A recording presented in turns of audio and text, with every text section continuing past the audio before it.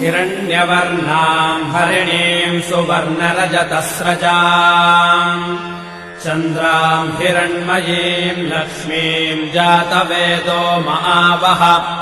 ताम् महावह जातवेदो लक्ष्मीमनपगामिनीम् यस्याम् हिरण्यम् विन्देयम् गामश्वम् पुरुषानहम्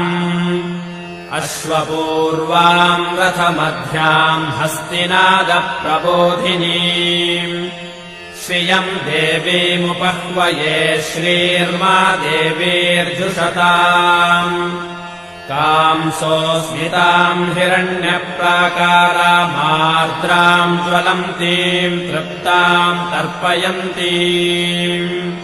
पद्मे स्थिताम् पद्मवर्णाम् तामिहो बह्वये श्रियम्